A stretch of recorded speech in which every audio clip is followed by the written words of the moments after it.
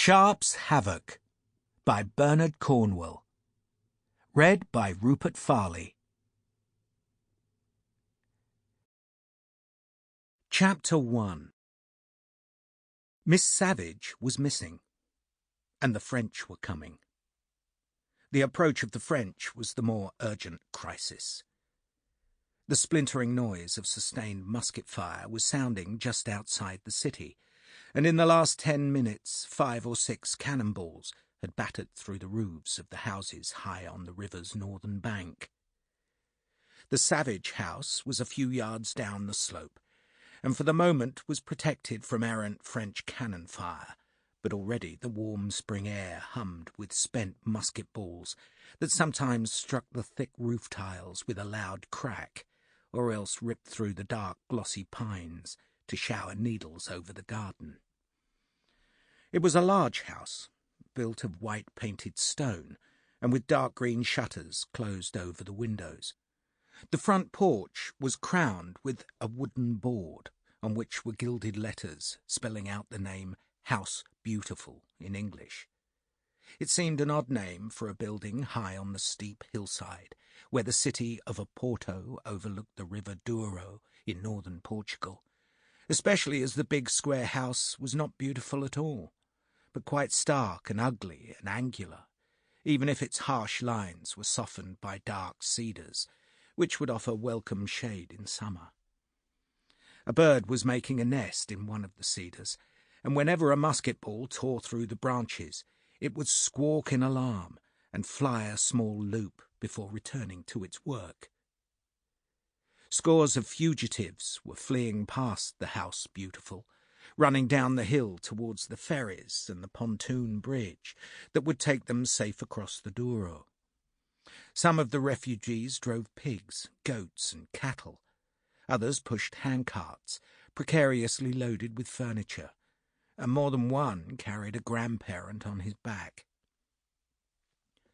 Richard Sharpe, lieutenant in the 2nd Battalion of His Majesty's 95th Rifles, unbuttoned his breeches and pissed on the narcissi in the House Beautiful's front flower bed.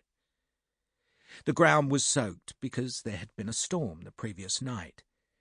Lightning had flickered above the city, thunder had billowed across the sky, and the heavens had opened so that the flower beds now steamed gently as the hot sun drew out the night's moisture.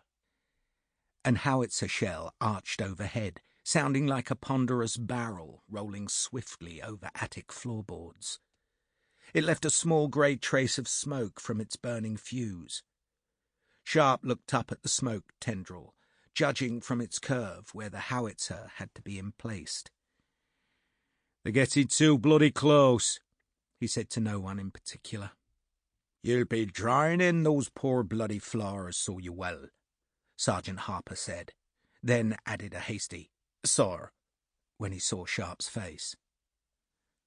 The howitzer shell exploded somewhere above the tangle of alleys close to the river, and a heartbeat later the French cannonade rose to a sustained thunder. But the thunder had a crisp, clear, staccato timbre, suggesting that some of the guns were very close. A new battery, Sharpe thought.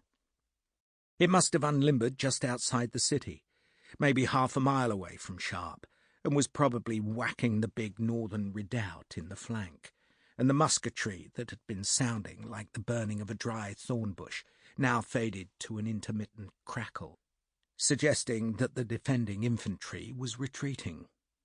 Some, indeed, were running, and Sharpe could hardly blame them. A large and disorganized Portuguese force, led by the Bishop of Oporto, was trying to stop Marshal Soult's army from capturing the city, the second largest in Portugal, and the French were winning. The Portuguese road to safety led past the front garden of the House Beautiful, and the bishop's blue-coated soldiers were bolting down the hill as fast as their legs could take them, except that when they saw the green-jacketed British riflemen, they slowed to a walk, as if to prove that they were not panicking. And that, Sharpe reckoned, was a good sign. The Portuguese evidently had pride, and troops with pride would fight well, given another chance, though not Sample complete. Ready to continue?